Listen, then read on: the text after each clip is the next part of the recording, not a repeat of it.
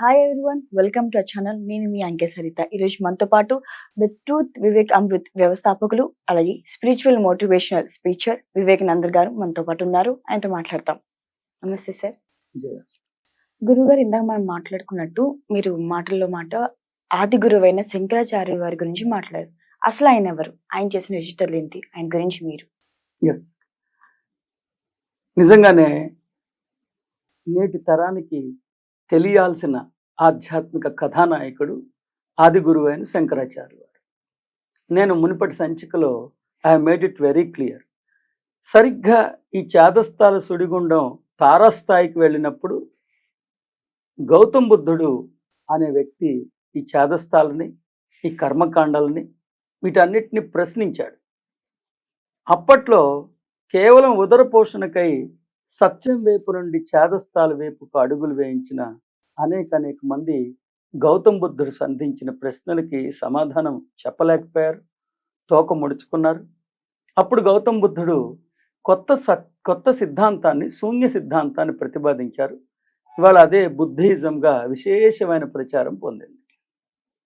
ఇంచుమించు ఎంత ప్రజాదరణ పొందిందంటే, మనం అనుకుంటున్న సనాతన సాంప్రదాయం అప్పట్లో మరణశయ్యకి వెళ్ళిపోయింది.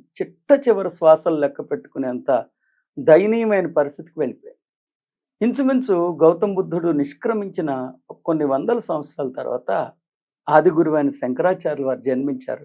అతడు బాల్య అవస్థలో ఉండంగానే, ఇంకా యువకిషోరంగా ఎదుగుతున్న తరుణంలోనే గౌతమ్ బుద్ధుడు సంధించిన ప్రతి ప్రశ్నకి సమాధానం చెప్పి చేదస్థాలు, కర్మకాండలు, ఇవన్నీ కూడా మనుషులు, కొంతమంది గురువులు, ఉదర పోషణకై ప్రయత్నిస్తున్న వాళ్ళు అపార్థం చేసుకుని ప్రచారం చేస్తున్న అసత్య ప్రచారాలేనని, మూల గ్రంథాల్లో అలాంటి దుర్మార్గపు ప్రతిపాదనలు ఏమి లేవని, ఒక్కొక్క ఉద్గ్రంథం యొక్క అంతరార్థాన్ని ఆయన ఉపదేశించారు.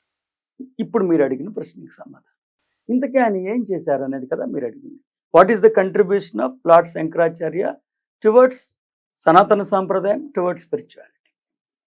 ఏం చేశారంటేనమ్మా, మన మూల గ్రంథాలు, వేదాలు, ఉపనిషత్తులు, ఇతిహాస పురాణాలు, ఆ మూల గ్రంథాల్లో ఉపదేశించిన సత్యం చాలా విశిష్టమైనది, విలువైనది.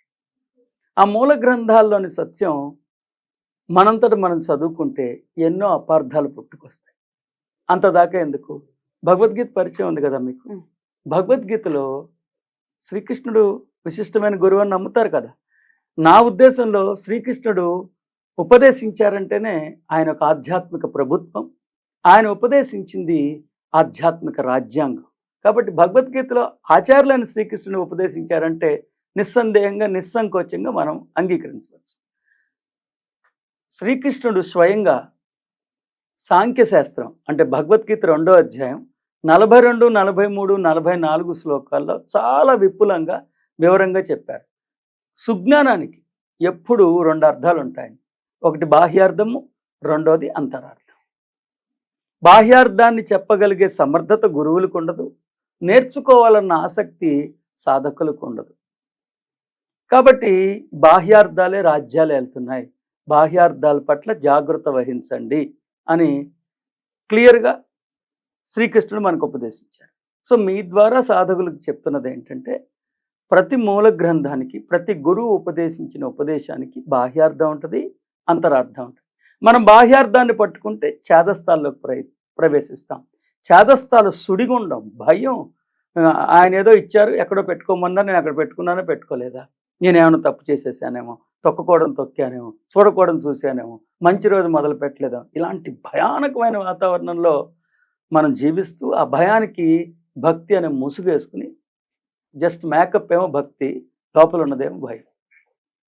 సరిగ్గా దీనిలోంచి బయటపడేయటానికే అలనాడు శ్రీకృష్ణుడు, తర్వాత శంకరాచార్యుల వారు ఈ శతాబ్ద కాలంలో ఆధ్యాత్మిక కథానాయకుడిగా పేరొందిన స్వామి వివేకానంద. ఈ గురువులందరూ పాపం అదే ప్రయత్నాలు చేస్తూ వచ్చారు. కాబట్టి ఆది గురువైన శంకరాచార్యుల వారు ఏం చేశారని కదా మీ ప్రశ్న. సరిగ్గా ఆది గురువైన శంకరాచార్యుల వారు మూల గ్రంథాలను తీసుకుని ఆ మూల గ్రంథాల్లోని అంతరార్థాన్ని ఉపదేశించారు. అప్పటిదాకా అపార్థాలు రాజ్యం ఏలుతూ వస్తుంటే అపార్థాల సుడిగుండాలను తొలగించి ఆ మూల గ్రంథాల్లోని అంతరార్థాన్ని ఉపదేశించారు. ఒక్క శ్రీకృష్ణుడు ఒక్క అర్జునుడికి ఒక్కసారి భగవద్గీత ఉపదేశించారు. కానీ ఆ భగవద్గీతకి కొన్ని వందల వేల అపార్థాలు వచ్చాయి, అంతరార్థాలు వచ్చాయి. అప్పుడు ఆది గురువైన శంకరాచార్యుల వారు మళ్ళీ భగవద్గీతను తీసుకుని శంకర భాష్యం అన్న పేరుతో భగవద్గీతలో శ్రీకృష్ణుడు ఉపదేశించిన అంతరార్థాలను ఉపదేశించారు. ఆయన వేదాలు ప్రతిపాదించిన అద్వైత సిద్ధాంతాన్ని మరొకసారి పటిష్టం చేసి ప్రతి మనిషికి అందుబాటులోకి తీసుకొచ్చారు. అలాగే అనేక ఉపనిషత్తులను తీసుకుని ఇంచుమించు 10 ఉపనిషత్తులను తీసుకుని ఆ ఉపనిషత్తుల్లోని అంతరార్థాలను ఉపదేశించి అపార్థాలను తొలగించారు. అలాగే బ్రహ్మసూత్రాలు వాటిలోని అంతరార్థాన్ని ఉపదేశించి అపార్థాలను తొలగించారు. వివేక్ చూడమని, నిర్వాణ షట్కం ఇలా ఎన్నో గ్రంథాలను ఉపదేశించారు. సతికిలు పడిపోతున్న మన సనాతన సాంప్రదాయాన్ని, మరణశయ్య మీద ఆఖరి శ్వాసలు లెక్క పెట్టుకుంటున్న మన సనాతన సాంప్రదాయం మళ్ళీ నిలబడింది, మళ్ళీ బలం పుంజుకుంది. ఇవాళ దాకా అప్రతిహతంగా కొనసాగుతూనే వచ్చింది. ఈ సందర్భంగా మనందరం ఆది గురువైన శంకరాచార్యుల వారికి నమస్సమాంజలిని అర్పించుకుందాం. కృతజ్ఞత తత్తుల్ని తెలియజేసుకుందాం, ప్రణతి తత్తుల్ని తెలియజేసుకుందాం.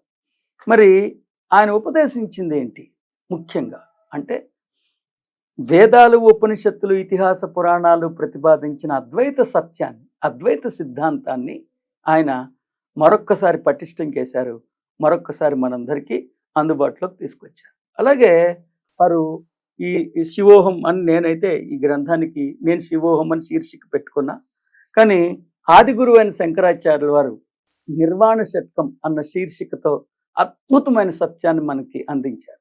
నేను ఒకటే చెప్తున్నా సాధకులకి, అన్ని గ్రంథాలు మీకు అధ్యయనం చేసే సమయం లేదు, నేను కూడా అర్థం చేసుకోగలుగుతా. ఒక్క నిర్వాణ షట్కం తీసుకోండి. ఆది గురువైన శంకరాచార్యుల వారు విరచించిన అద్భుతమైన దివ్య గ్రంథం అది. నిర్వాణము అంటే అన్కంటామినేటెడ్ డివినిటీ. మనం ఏ లోకంలో ఉన్నా, ఏ దేహంలో ఉన్నా, మనం పోషిస్తున్న పాత్రతో, జీవితంలో జరిగిన సంఘటనలతో ఏమాత్రం కలుషితం అవ్వని నిక్కమైన ఆధ్యాత్మిక పరాకాష్ఠ, ఆధ్యాత్మిక శిఖరం నిర్వాణ స్థితి. అలాంటి నిర్వాణ స్థితి కేవలం 6 శ్లోకాల యొక్క అంతరార్థం అర్థమైతే ప్రతి మానవుడు, అతడి కులం ఏదైనా, మతం ఏదైనా, ఆ నిర్వాణ స్థితిని సుసంపన్నం చేసుకోవచ్చు అని తెలియచెప్పడానికి చేసిన ప్రయత్నమే నిర్వాణ షట్కము. నిర్వాణ అంటే ఆధ్యాత్మికతలో శిఖరాయమానమైన స్థితి. షట్కం అంటే 6 శ్లోకాలు. ఈ 6 శ్లోకాలు అర్థమవ్వాల్సిన రీతిలో అర్థమైంది. ముఖ్యంగా ఇవాళ మీ ఛానల్ ద్వారా ఈ చక్కటి ఈ సంచికని సద్వినియోగం చేసుకుంటే సాధకుల జీవితం మారిపోతుంది. సరిత గారు అడిగిన ప్రశ్నకి నేను చెప్తున్న సమాధానం, చాదస్తాల సుడిగుండంలోంచి మనిషి బయటపడాలంటే ఆది గురువైన శంకరాచార్యుల వారు విరచించిన నిర్వాణ షట్కం అనే గ్రంథాన్ని అర్థం చేసుకుంటే, అది ఎస్పి బాలసుబ్రహ్మణ్యం గారి గాత్ర ధర్మంలో యూట్యూబ్లో మనందరికీ అందుబాటులోనే ఉన్నది. నిర్వాణ షట్కం. నిర్వాణ అంటే ఆధ్యాత్మికతలో శిఖరాయమానమైన స్థితి, షట్కం అంటే 6 శ్లోకాలు. 6 శ్లోకాల యొక్క అంతరార్థం అర్థమైతే చాదస్తాల సుడిగుండంలోంచి బయటపడతాం. ముఖ్యంగా ఆ గ్రంథంలో శివోహం శివోహం శివోహం అని ప్రతిపాదించారు, ప్రబోధించారు. అది నాదమై నినాదమై ఇవాటికి నాడీగతంగా, రక్తగతంగా మన అందరిలో ప్రవహిస్తున్నది. శివోహం శివోహం శివోహం. శివ అంటే దైవం, అహం అంటే నేనే, శివోహం అంటే సాక్షాత్తు ఆ దైవం స్వయంగా నేనే. కాబట్టి చాదస్తాల సుడిగుండాన్ని అధిగమించి చైతన్యం దిశగా అడుగులు వేయండి. మన సనాతన సాంప్రదాయం అంటే చాదస్తాలు కాదు, చైతన్యం అని విశ్వానికి మరొక్కసారి తెలియజేయమని ప్రతి మానవుడికి మీ ద్వారా విన్నవించుకుంటున్నాను.